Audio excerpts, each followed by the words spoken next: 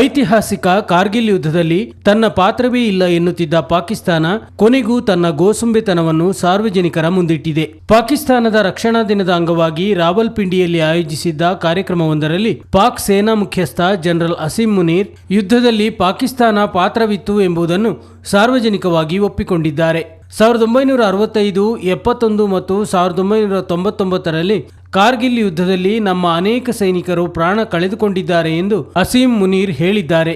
ಪಾಕಿಸ್ತಾನ ಮತ್ತು ಇಸ್ಲಾಂ ಧರ್ಮಕ್ಕಾಗಿ ಸಾವಿರಾರು ಸೈನಿಕರು ತಮ್ಮ ಪ್ರಾಣ ತ್ಯಾಗ ಮಾಡಿದ್ದಾರೆ ಎಂದು ಅವರು ಘೋಷಿಸಿಕೊಂಡಿದ್ದಾರೆ. ಕಾರ್ಗಿಲ್ ಯುದ್ಧದಲ್ಲಿ ಪಾಕಿಸ್ತಾನದ ಸೇನೆಯು ತನ್ನ ನೇರ ಪಾತ್ರವನ್ನು ಎಂದಿಗೂ ಸಾರ್ವಜನಿಕವಾಗಿ ಒಪ್ಪಿಕೊಂಡಿಲ್ಲ. ಇದು ಮುಜಾಹಿದ್ದೀನ್ಗಳ ಕೆಲಸ ಎಂದು ನಿರಂತರ ಆರೋಪ ಮಾಡುತ್ತಲೇ ಬಂದಿದೆ. 99ರ ಯುದ್ಧದಲ್ಲಿ ಪಾಕಿಸ್ತಾನ ಹೀನಾಯ ಸೋಲು ಎದುರಿಸಿದೆ. ಲಡಾಖ್ನಲ್ಲಿ ಸುಮಾರು 3 ತಿಂಗಳ ಹೋರಾಟದ ನಂತರ ಟೈಗರ್ ಹಿಲ್ ಸೇರಿದಂತೆ ಕಾರ್ಗಿಲ್ ಸೆಕ್ಟರ್ನ LOCಯ ಭಾರತದ ಭಾಗದಲ್ಲಿ ನುಸುಳುಕೋರರು ವಶಪಡಿಸಿಕೊಂಡ ಸ್ಥಾನಗಳನ್ನು ಭಾರತೀಯ ಪಡೆಗಳು ಯಶಸ್ವಿಯಾಗಿ ಮರುವಶಪಡಿಸಿಕೊಂಡಿದ್ದವು.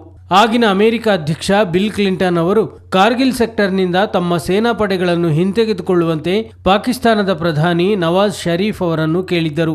ಯುದ್ಧದಲ್ಲಿ ಪಾಕಿಸ್ತಾನದ ವಿರುದ್ಧ ಭಾರತ ಜಯಗಳಿಸಿದ ನೆನಪಿಗಾಗಿ ಕಾರ್ಗಿಲ್ ವಿಜಯ್ ದಿವಸ್ ಆಚರಿಸಲಾಗುತ್ತದೆ. ಪಾಕಿಸ್ತಾನಿ ನುಸುಳುಕೋರರ ವಿರುದ್ಧದ ಹೋರಾಟದಲ್ಲಿ ಒಟ್ಟು 545 ಮಂದಿ ಭಾರತೀಯ ಸೈನಿಕರು ಹುತಾತ್ಮರಾಗಿದ್ದರು.